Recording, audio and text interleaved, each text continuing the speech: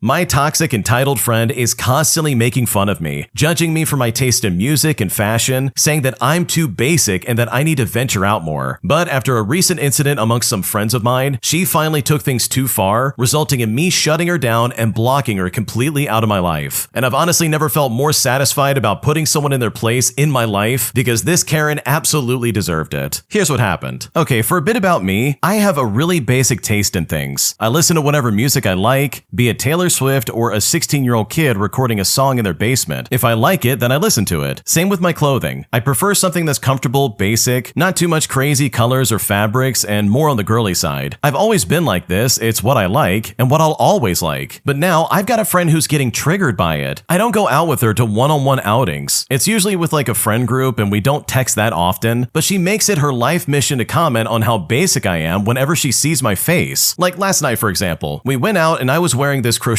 green cardigan with some embroidery, some blue jeans, and white sneakers. Just very casual since it was a restaurant. When she saw me, she said that I had the wardrobe of a high school blonde bimbo, which is like, okay, and what's the problem with that? We sat down and ordered our food, and while we waited, I was showing a friend a TikTok with like a new song called Homewrecker, if anyone knows it, and we were laughing, and suddenly she groans loudly from across the table and asked me, do you even listen to actual music? Or is it just some guy screaming in a microphone? Or a blonde woman who sings about doing it? Well, when she said this, I asked her, okay, what is your issue with me? She then said that I'm rage baiting her with my basic taste. And mind you, she's like a 21-year-old woman getting triggered by a song. I then told her that my basic taste shouldn't affect her because it's mine. And as long as I'm not forcing it on her, she has no reason to keep commenting on it. She then says that she has every reason when I'm in her line of sight. But I told her she'll need to get used to it since I'm not going anywhere. It's Friday and I want to enjoy the weekend. Our other friends chimed in and told her that it's unreasonable for her to ask me to leave just because we have different tastes. She then turned it to me and accused me of turning everyone against her before she left. Well, after that, I blocked her that very moment because this wasn't the first time she escalated things because of me. In the morning though, another friend texted me saying that she texted her and said she's trying to reach me to apologize, but can't reach me and asked me if I blocked her. But I just straight up told her that I did, and I have no interest in undoing it. And thankfully, this friend didn't push it. Now, like I said, this wasn't her first rodeo. She does this a lot. She makes fun of my taste, blows it into an argument, and then apologizes and then blames it on her mental health. And sure, I get it. I know she's struggling. I sat with her multiple times through many episodes and panic attacks, but just because she's struggling mentally doesn't mean that I have to be her punching bag for her mood swings. So am I being unreasonable here? Like seriously, am I the jerk in this situation? Because I am so exhausted with this person, it's not even funny. Bro, this is not a friend. This lady sucks. And I think you made the right choice by blocking her right then and there. You do not need that kind of energy in your life. Like, what kind of friend is gonna pick apart everything that you do any chance she gets? Like, good lord, get a life. Why are you so obsessed with the original poster? And trust me, I get it. Mental health is important. Like, you really should take that seriously, and it's not something anyone should overlook. But this is not because of like mental health reasons. She didn't attack you because she's struggling mentally and she's having a panic attack. She attacked you because she's a terrible person using mental health as an excuse and not like an explanation. Because I know plenty of people who have really bad mental health issues who would never do something like this. So for her to like fall back on that and be like, oops, it's my mental health. Like, I'm sorry, that's not gonna slide with me, not for a second. So yeah, this friend sucks. They absolutely are just really toxic, and I don't blame you for cutting them off. Because if she's gonna say nasty stuff about you, then congratulations, she can deal with the consequences. If you like Am I the Jerk, you're probably going to love Am I the Genius. Check it out, link down below in the description. Also, go to amithejerk.com/submit if you would like to submit your own stories. Today, I dealt with some of the most insane hostile energy I've ever experienced in my life. And if I'm being completely honest, it is still bothering me even to this day. Here's what happened. Okay, so I went to get a drink order off this couple last night, and it seemed like a first date to me at least, and I'm pretty good at spotting them since my bar is a notorious place for first dates. Anyways, the guy wants a full bloodied red, and I explained that we don't really have one at the moment, and then I asked him if he would like to try one of the two that we do have. He says sure, but when I ask the woman, she literally just stares at me antagonistically sarcastically. After a weird pause, she then says that she'll try them too. So I think, okay, let's go ahead and do that, I guess. I bring them over and I pour the first taste. The guy finishes it and pours the second, but the woman leaves the pettiest amount in her glass so that I can't pour her the second taste. And I'm kind of just like waiting for her, but she never really does. And mind you, I work in what's essentially a dive bar, so this is our service style. So the guy says that he'll go with the first wine, but when I ask the woman what she would like, she just stares at me in a way that was honestly just scary. Jaw clenched, a really dark hatred behind the eyes. Like no one else has ever stared at me quite like that before. It honestly rattled me because she was so clearly communicating hatred. After making sure that I felt as uncomfortable as possible, she says to me, "I'll have what he's having." And I guess I'll chalk it up to that being her problem. But holy crap, it creeped me out and it honestly is still bothering me. Okay, seriously, I think someone in the comment section said this, but dude, there's a really good chance that lady was jealous of you. For reference, the original poster is a woman, so I'm willing to bet this is probably one of those ladies that just instantly hates any other woman around her man, where they feel the need to completely embarrass themselves and the person they're on a date with by acting like some hostile weirdo. Because why else would she be acting like that? Like, dude, what's going on right now? The original poster didn't do anything, they're literally just doing their job. So yeah, that's my theory on this lady. She was being hostile for no reason, and honestly, people like this are so weird and just so hard to deal with. My mom is completely deranged and making my life a living nightmare, as she has completely stunted any semblance of like independence and freedom in my life, while also demanding that I wait on her hand and foot pretty much all the time. And I'm honestly so glad that I'm moving out in a few months because I don't think I can put up with this anymore. Here's what happened. Okay, so my mother put me as her emergency contact for work without even asking me first. According to her, this means that I have to be by the phone expecting her calls 24/7. She says that it's my responsibility since I turned 18, and that apparently she has nobody else to put down. It's important to know that she's been a jerk ever since I turned 18 about responsibility. The real problem is that my mother does not want me to have any responsibility if it means that I will no longer be dependent on her. I don't have a job, I've got no car, and I do my college completely online. And by the way, all of these are not my choice. I'm pretty much forced into it because she works and she cannot drive me to a job or school. Yesterday morning, I woke up late at around 10 o'clock, and I usually wake up at like 8 or 9 o'clock. So this wasn't that unusual for me. I then check my phone with 4 missed calls from my mom, so I immediately call her back. She then tells me to put her lunch in the fridge, and then she asks me,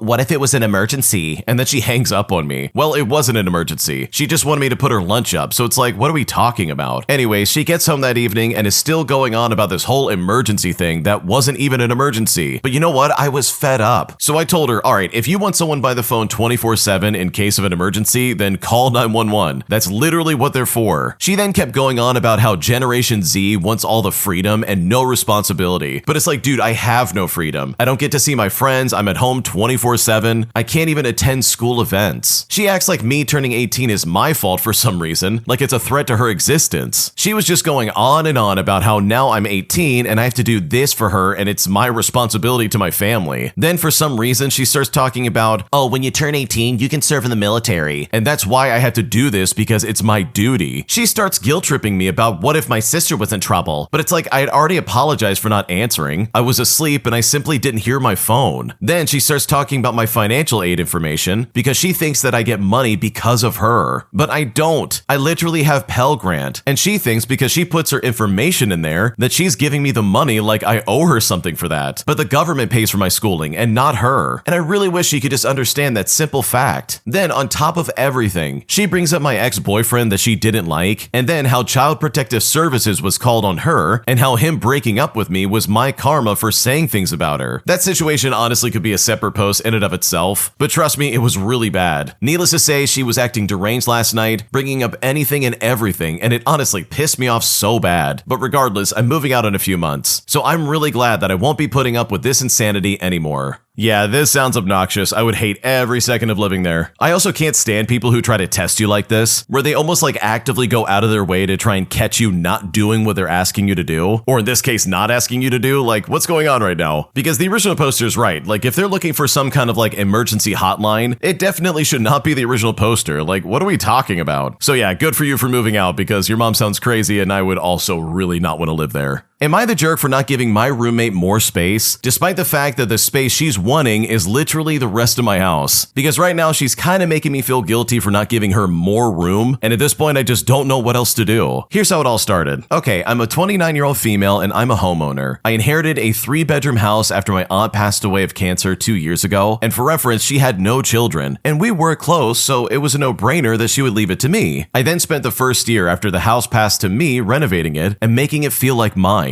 It was around the time this finished that my friend, who's also a 29-year-old female, had to leave her boyfriend's flat after they broke up, and she didn't have a backup plan. I let her move in with me and told her that she was, of course, welcome to stay. I then gave her the second largest bedroom, which is like 13 square meters with its own bathroom. Meanwhile, I have the master bedroom, and the box room is my office as I work from home. I told her that the bedroom she had was her space, and to decorate it however she wanted. Beyond that, she had access to all communal areas of the house. You know, the living room, the kitchen, the garden, etc. The only places I asked her not to go was my bedroom, my office, and the loft, which I renovated into my Dungeons & Dragons room. I run a game and my party meets every Saturday to play. It's been a year and I thought things were going well. I don't charge her rent, and my only request is that she split the utility bills and the grocery bill. I had a few rules, like nothing insane. I just wanted a heads up if she had an overnight guest, no loud noises after 11 o'clock on a weekday, and to please keep her own space clean. Well, she has told me yesterday that she needs more space. That it's not fair she only has her bedroom, bathroom, and communal areas, while I have the bedroom, bathroom, office, loft, and communal areas. And when she said this, I was shocked. She never expressed any unhappiness with this layout that I had noticed. I told her that yeah, I had more space, but she had to keep in mind that it was my house, and I had set up this space for me before she even came to stay. She then got upset with this and said I was being unfair and that we need to rethink the layout of the house. And if I'm being honest, this has made me a little bit uncomfortable. I let her stay when she had nowhere else to go, and I was happy to give her free control over her own space, but I can't help but feel this is rather ridiculous. So am I the jerk here? Because seriously, I don't know what to do from here. Okay, you are definitely not the jerk. This is so silly. Is she really trying to be like, wow, I need more space in your house? It's not fair the way we have it set up. It's like, bro, what are you talking about? This is literally the original poster's house. Why should they give up more stuff just so you can have it? Like, if I was in the original poster's shoes, I would be telling them, well, if you don't like the setup, you're more than welcome to start moving out. And maybe that is the play here. Like, maybe it's time for this person to move on and find their own space because they're clearly unhappy. And it's like, dude, I cannot give you more space. This is my house and I'm sorry, but you gotta play by the rules. You're just a roommate and you have free rent. Like, what's the problem? If I was in that situation, I would be like, oh, this is totally fine. I will absolutely make this work. Free rent and all I gotta do is cover utilities and help out with that? Yeah, I could do that. Like, holy crap, what a dream setup. And from the sounds of it, the original poster is very generous and very kind. So for this person to come in there and be like, I need more space. Like, bro, just save up some money and get your own spot. Like, don't try and spoil what you already have. So regardless, honestly, you're not the jerk here.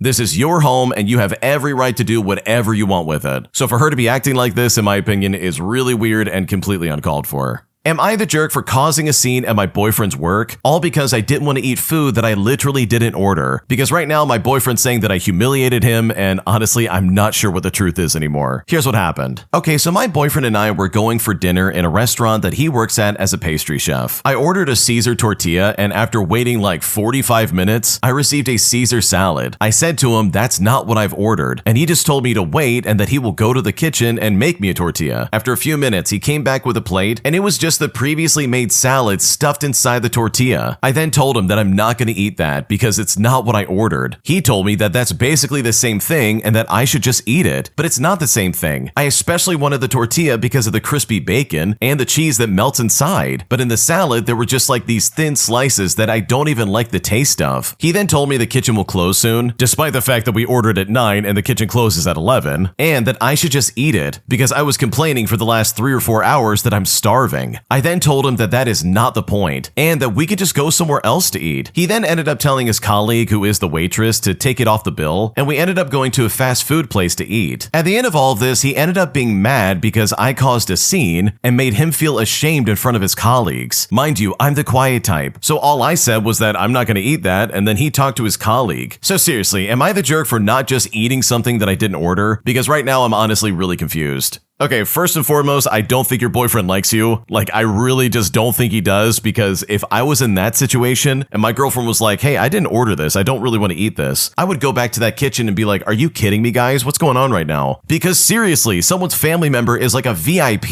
You go out of your way to make sure their food is right and on time. That, in my opinion, is like a cardinal rule of the serving industry. You take care of the people that come in that are like related to staff. I don't care who you are. So for the kitchen staff to make someone who works there as a pastry chef wait for almost 45 minutes for their food, like, dude, that's unacceptable. There's no excuse for that. The boyfriend shouldn't be expected to go back there and make it himself. Like, holy crap, he's trying to have a nice evening with his girlfriend. Meanwhile, the staff is doing literally nothing to make that happen. So no, I don't think you're the jerk, and I honestly don't blame your boyfriend for being upset about this. He was probably just really embarrassed by the way his colleagues were acting, and if I was in his shoes, I would be not only very embarrassed, but also pissed. Like, I would chew these people out so badly because of this. So if anyone's the jerk here, it definitely is the rest of the kitchen staff for not having it together, which in my opinion is something that is so easy to do, it's not even funny. My boyfriend broke up with me after I rejected his proposal twice in 2 years, putting me in a situation where honestly, I don't know if I'm the jerk or not, and I seriously just don't know what to do in general. Here's what happened. Okay, so my boyfriend and I have been together for 4 years. I love him deeply and I always pictured a future together, but I've been dealing with a lot personally, namely career instability, family stress, and some anxiety about long-term commitments. About a year ago, he proposed privately at the park where we had our first date. I was shocked and emotional, but I told him I loved him and I wanted to marry him, but just not yet. I explained that I didn't feel mentally or financially ready for that step, and it was here that I asked for more time. Now, he was hurt, but he said that he understood. Well, last week he proposed again, this time in front of friends after a big dinner that he had planned. I felt blindsided because we hadn't really revisited the timeline conversation. When he asked, I froze and said, I'm not ready yet, and I could see how crushed he was. Later on, he asked me if I was unsure about him. I told him it wasn't about loving him. I just wanted to be completely certain and in a better place before committing to marriage. He then got frustrated and said that after 4 years, if I wasn't sure, then I never would be. He told me he couldn't keep waiting for a maybe and broke up with me. When he did this, I panicked, and I told him that I would say yes if that's what it took to keep him, but he said he didn't want a forced engagement, so he left me. And now some of our friends think that he overreacted and pressured me with public proposals. Others say that I wasted his time and I should not have stayed if I wasn't ready for marriage. But I never meant to string him along, I just needed more time. So am I the jerk here because I really don't know what to do?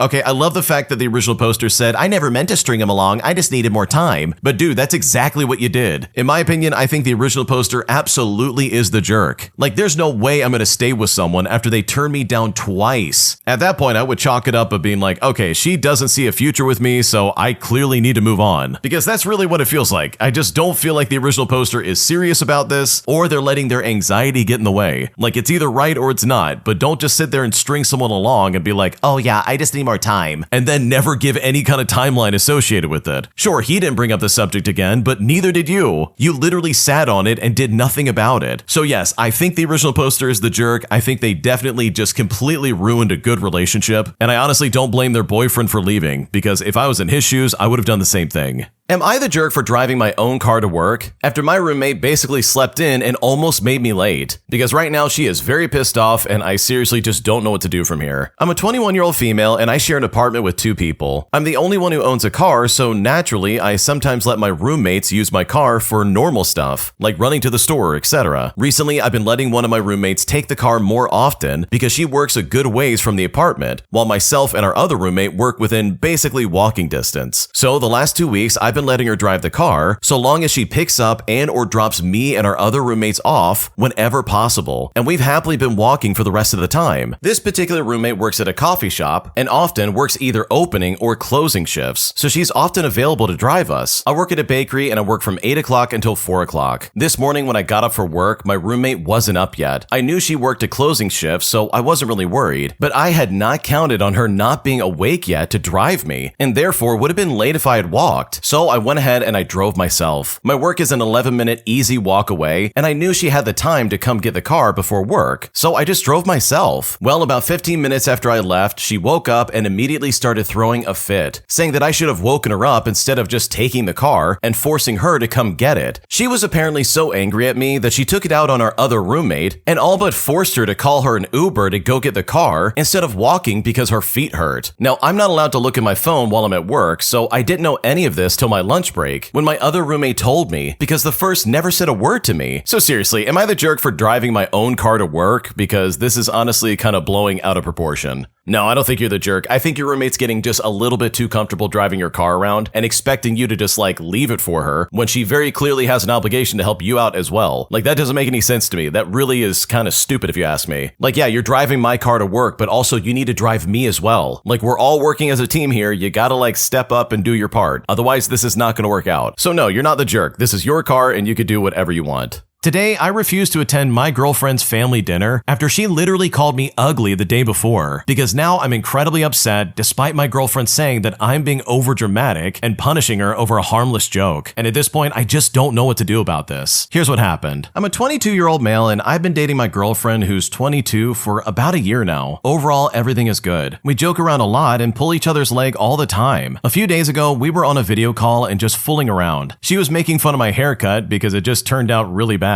Then all of a sudden, out of nowhere, she said to me, "I don't know how you walk around so confidently when you're actually kind of ugly." She laughed right after saying that, and I just kind of froze. I asked if she was joking, and she said to me, "Relax, I'm just being honest. You're not conventionally attractive, but you have personality." And honestly, that hurt even more. I didn't really make a big scene. Instead, I just said, "That's a messed up thing to say," and I ended the call shortly after that. The next day, she texted me like nothing happened and reminded me about the dinner with her extended family that was coming up this weekend. But I told her I didn't feel comfortable going anymore because I was still upset about what she said. She then asked me to quit overreacting and being insecure. She also said I would be embarrassing her because she already told them that I would be coming. But I told her I'm not trying to embarrass anyone. But I don't feel great about myself after she said that. And I don't want to sit in the dinner table with everyone wondering if she secretly thinks I'm ugly. But now she's saying that I'm being dramatic and punishing her over a harmless joke. A couple of her friends think that I should just suck it up and go because girls say stuff like that all the time. But if the roles were reversed and I told her that she was ugly but had a personality, I feel like that would be considered very cruel. What should I do? Okay, I gotta be honest with you. If my girlfriend said that, I would probably break up with her. I'm not saying that's what you should do, but dude, that is not a good sign in my opinion. You can't just call someone conventionally unattractive, but they have personality.